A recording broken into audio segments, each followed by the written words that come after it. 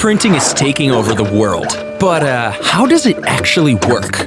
Well, it's quite similar to a normal printer, but then a little different. First, you don't put in an ink cartridge, but instead connect a spool of special printing material like plastic, rubber, or even metal.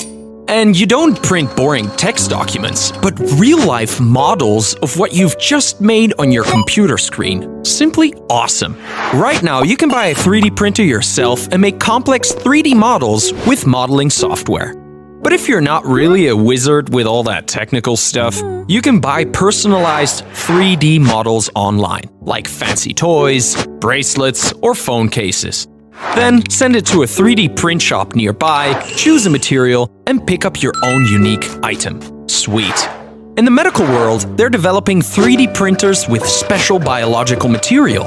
They're working on printing heart valves, ears, bones, skin, and even printed a small human kidney that can live for 3 months. It's just amazing.